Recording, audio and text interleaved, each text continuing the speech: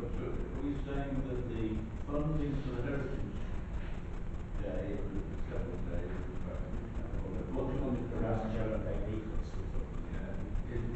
we're still allowing for that, even after we get 40,000 there?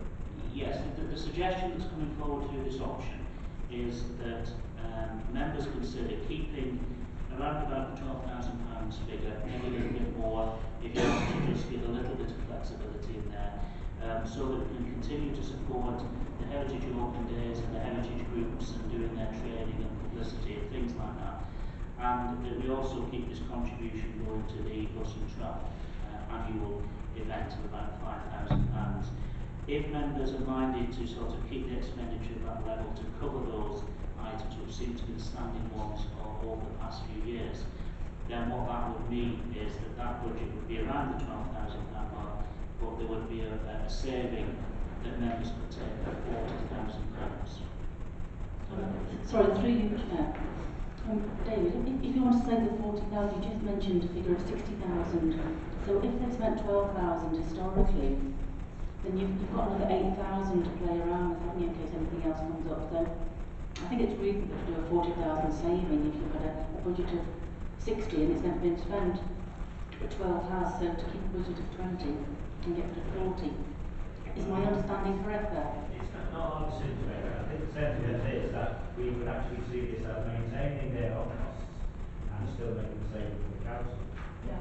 Rather than simply giving traders Can I just say through you, Chair? I thought this was just a small one, we passed it over quickly. But yeah, basically, I mean, I think we're making 40,000, we're making that point. I was just going to pick up one little, you talk about that is not the festival of transport that takes place in Bedford Park, because we've actually taken funding away from that. That's the tram event on the tramway, isn't it, Jerry? Where did that £5,000 go to? Just back to we're talking about the transport event in the park, and that's the issue, isn't it? That's what we're talking about. But we didn't fund that this year, because there was a row over the fact that they have to charge for people to go into Bedford Park, the public park. If everyone agrees with the sentiment of the comment we made to Cabinet, then it will make those Just highlight again, this is bringing money into the area. This isn't money. This is not a negative situation. This is a very, very positive situation. It's bringing visitors into the world, into Merseyside. We all know that people, the hundreds and thousands of people are pouring into Merseyside through the airports, on cruise lines, just day trips in. The money coming in from the Heritage Open Days, people just coming from out of the area, literally, 20, 30 miles. It's a real, again, this is, bringing money into the world, and it should be, we should be all supporting it. Through you, Chair, I think it's important to take into context what we're looking at when we're looking at savings, because on the face of it, if you look at the Heritage Fund, and it's a very emotive subject, and living on a leisure community, we're all very wary of that. We want to maintain our services. But looking at a saving of 40,000 in the context that there's been a budget of 60, which has never been spent, I think it may be worthwhile that when we're looking at savings, that we look at the overall picture, because on the face of it, I would have probably been against a £40,000 savings on the face of it. But take it into context that there's been a budget of 60 that's never been spent, and 12 has. We've still built in another 8,000, as Jerry was saying. So I think that's reasonable. Don't disagree. And I think when you put it alongside a £27 million saving in any event, it's relatively small. So let's not. But I understand. Jerry, don't repeat it, because I understand your point. It's a sound investment, and it generates significant amount of benefit to Wirral. Yeah, Wirral is seen as, Wirral's, delivery from a heritage standpoint is seen as cutting edge, basically, at this Merseyside by a number of large major organisations, including the Shans Institute. Right. Okay. You say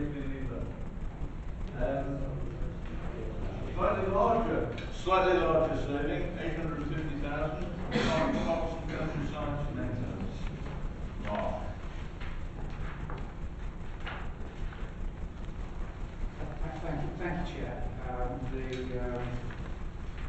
premise behind this option is to scale back the operational side of the Oxford Countryside service.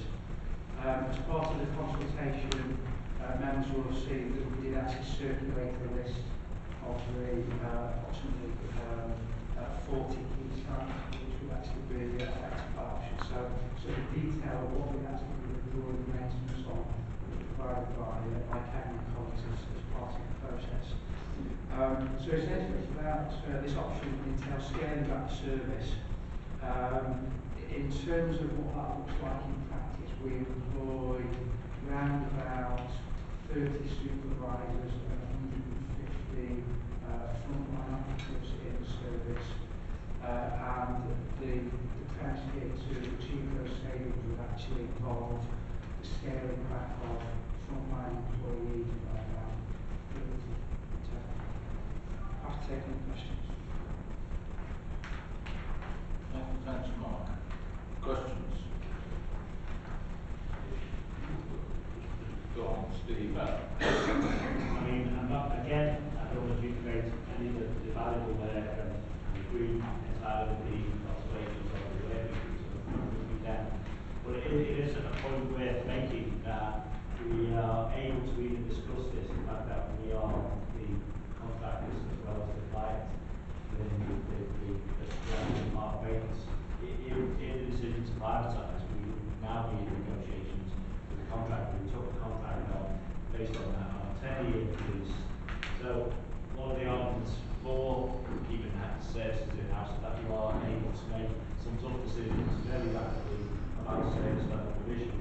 Not a very popular decision across the board, and I think most people, the comments I picked up, most people would say that if we're going to do it, we have to do it gradually, we have to phase it in over a period of time, and it is a real difficult decision. And I think was part of the consultation last year, if I'm not mistaken, and we got a sort of resounding no. But I think we are in that position where we could, over a period of time, perhaps use pieces of land to local communities, to local groups, and give them a piece of land with the guarantee you maintain it. That's asset transfer that I agree with.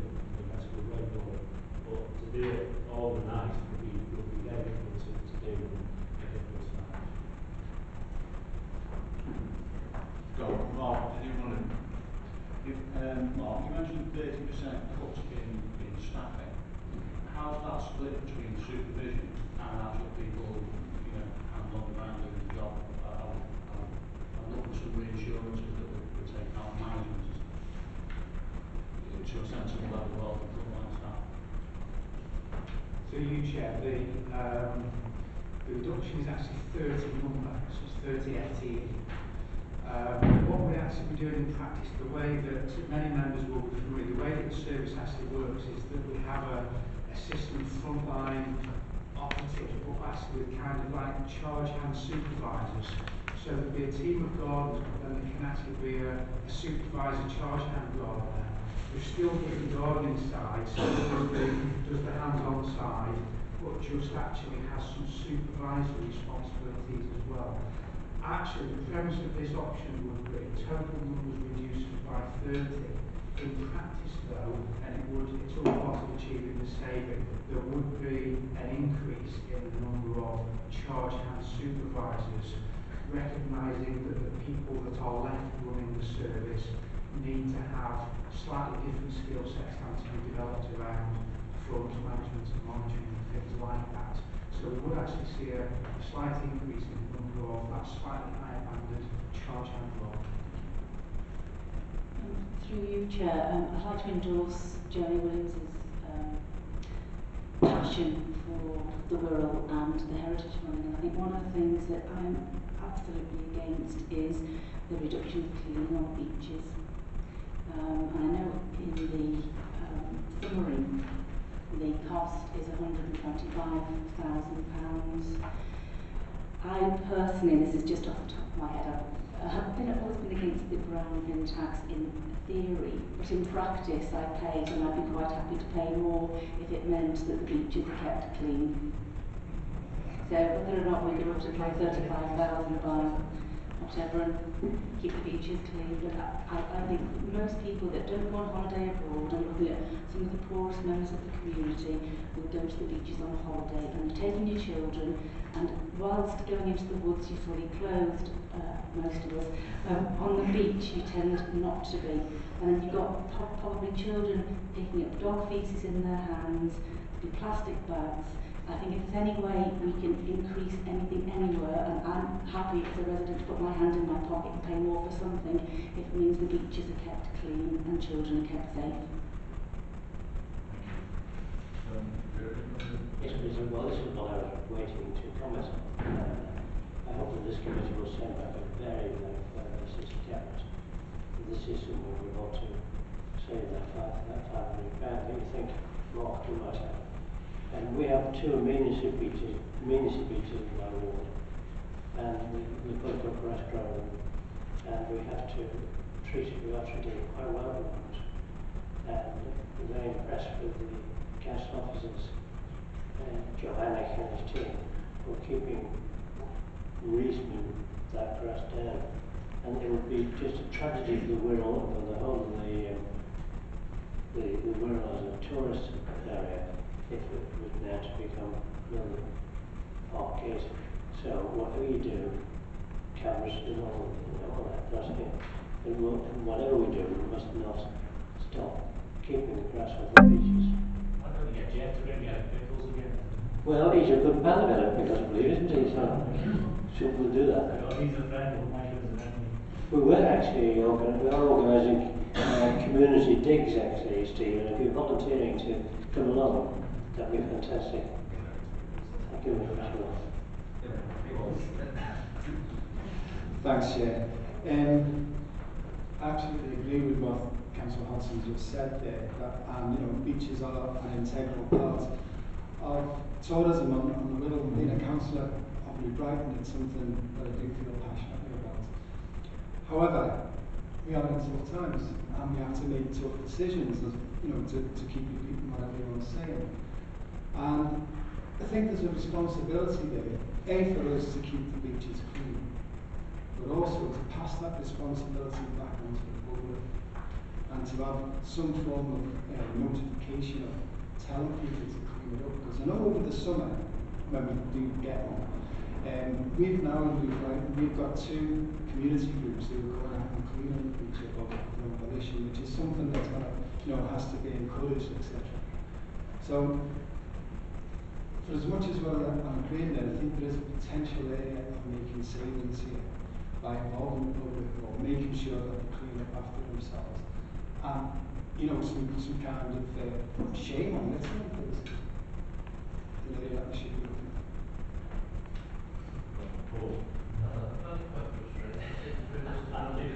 We spoke about it in great detail, and one of the recommendations on page 84 is that the beaches be separated from this budget option. And so I find it very frustrating. And with regards to keeping the beaches clean, it's not just picking up litter, it's to do with spraying the beaches and also dealing with the weed growth and all these different things which we've discussed in great detail. Okay, do you want it? Thank you, Chair. Going back to the beaches, and I'm sorry to bring this up, but Peel Holdings are now going to dredge out the Mersey. I believe they're going to hire 3 dredges in, and they're going to take the sand all the way out to the Isle of Man, the other side of the Isle of Man. We're in a situation, I've spoken to the pilots on the Mersey, I've spoken to the lifeboats and so on, and they're not sure what's going to happen when they start the dredging, because once they start dredging out to get the big ships in, where's the sand going to be? It might change the tidal around the New Brighton area, which the Gornish did many years ago. We're in a situation now where we don't know exactly what's going to happen. The pilots are telling me, the lifeboats are telling me that there's a possibility of 2 opposites. One is all the sand might be dragged away from the area, or it might backfire on themselves. It might all come back up towards the DS street. Now, I just wondering if anyone's considered the movements of the tide and what may happen in that kind of situation.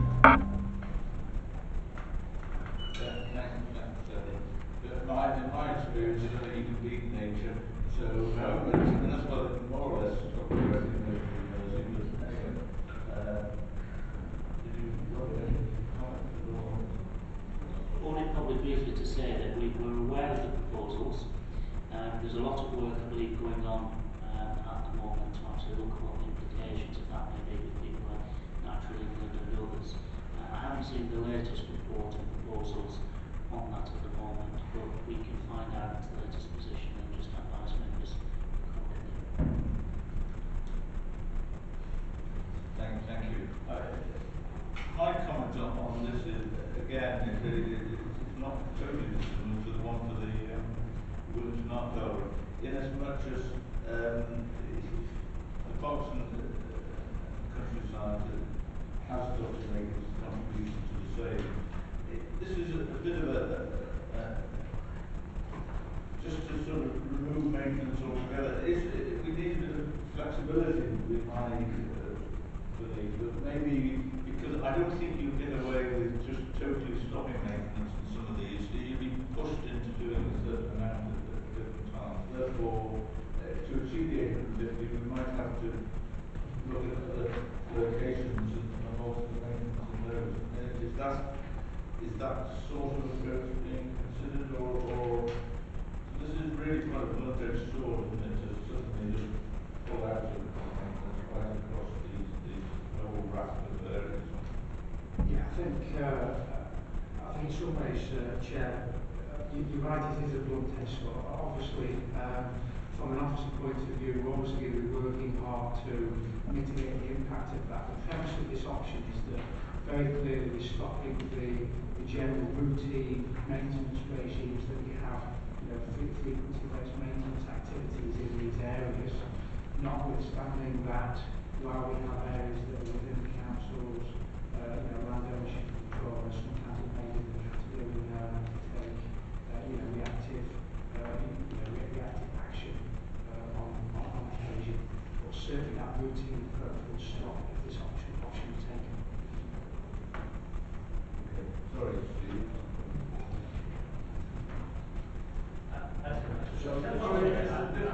I do take some exception. I am beginning to sort of lose patience slightly. If you look at the working party that was set up, not one Conservative member attended any of those working parties. And I think that needs to be mentioned. Whilst we're a bit bombarded by questions that we've well been asked by the spokes or representative, I think we are duplicating very much the work of the working party, of course. Other people may think we should be here to within that. I certainly don't have any intention of doing that. Thanks, Steve. I still keep in my deadline. Now it's all finished. Steve, did you want to do Was that 9 o'clock before the clock's changed, Jim? Just a quick one then, because Steve wanted to go. I think one of the things that does need to be considered on this is the global effect. All of these items, particularly like the cleaning of all these, there's 100 places here. If places like that get overgrown, it encourages antisocial behaviour, which then it becomes an additional cost. If the beaches aren't cleaned, it can cause health issues, additional cost. One thing hasn't been mentioned here, and there's strong support in the board for the bowling greens. The bowling greens are keeping a lot of people healthy, mentally and physically. And again, that if that can cause additional costs later on if there's health issues. So I think it's worth keeping in mind when the officers do the juggling of figures that if we save it here now, it could cost us a lot more later. Thanks, Steve. I wouldn't disagree with that. It comes back to your point, Jerry, about visitors actually coming to the world. I mean, nothing is more likely to turn people away if they're going to see a lot of beaches full of litter all over the show. So, yes, it's a real issue. I don't think we can just walk away from it. There are also important wildlife considerations which have to be taken on board in looking at these things. So,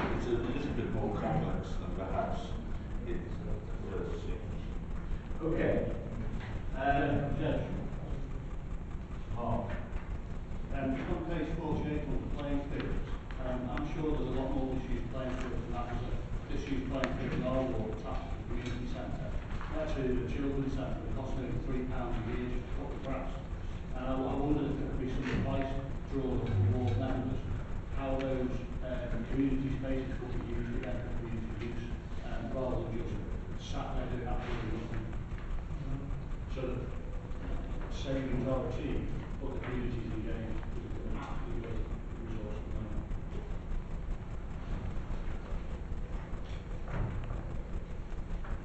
Yeah. Sorry, Mark, you asked the question, yeah? So, you are just Mark, Yeah. sorry. Yeah, for you, Chair. So I think it's a valid point. I think there's obviously running in tandem with consulting on an option such as this. It's certainly over the next 12 months or so, we're looking to develop a proactive approach. So we have got this concept of a wild rural, a land use reallocation type project, which would look at areas, can they be transferred to other parties, can they be used in a different way, etc., etc. So certainly over the next 12 months or so, that's an area that as a service we will be looking at that absolutely picks up on some of the principles that you're suggesting. Very brief, and I don't want to comment on answer to it, but it's just to say, it's just something to think about in infrastructure. Has been thought about, but if you remove the maintenance, people get injured as a result of the maintenance, would that increase the risk of legal action against the council? And whether that's what you factored in, may not do, may do, but something to think about. Thank you. Okay. Happy to move on? Yeah. Next one is street lighting. £85,000 saved. Yes, thank you, Chair. This is continuing on, building on the budget option which was actually taken this year to reduce the council street lighting energy bill by turning off some lighting columns. I think as members will see from the paperwork here, the premise of this option to achieve an £85,000 saving is to actually switch off a series of further lights. Depending on the wattage of the lights concerned, whether they be anything from around about 30 watt residential bulb to 100 watt or 150 watt on main roads, would actually influence the number of lights that would be switched off. If we went with, for example, alternative lights in residential areas, for example, which are small bulbs, we would need to turn off more of those to achieve the saving. That could equate to certainly in the region of at least 2,000 lighting column installations, which would probably be between about 5 and 10% of the network.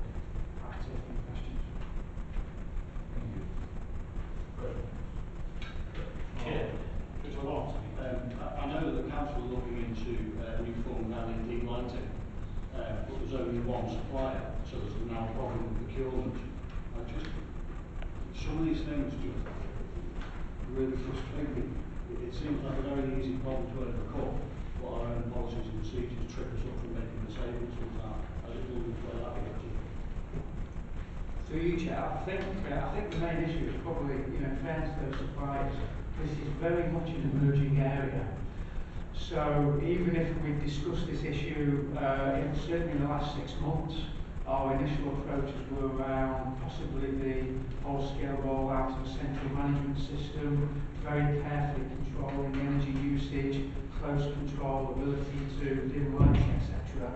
Certainly with the emergence of the LED technology, and as I said, it's literally emerging, over the coming months as we speak. There's only 1 or 2 firms out there at the moment.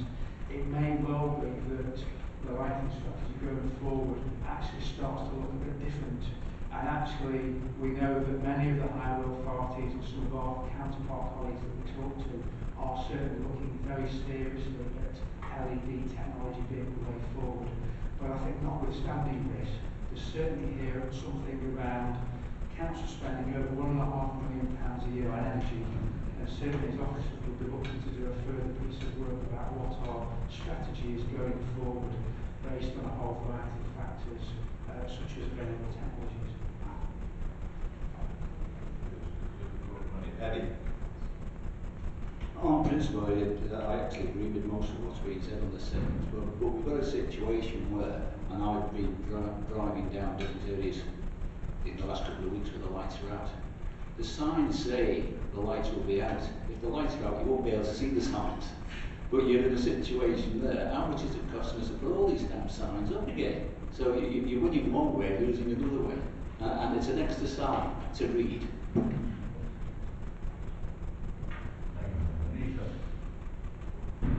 you, Chair. Just in terms of reducing the impact of the recommendations, I think it's very important to ensure community is safe. But the recommendation of officers about encouraging residents and businesses to consider providing or improving their own lighting gives me concern in reducing the fact that we've got an awful lot of families in fuel poverty as it stands at the moment. So I don't really think we should be encouraging the residents to actually leave extra lights on for safety.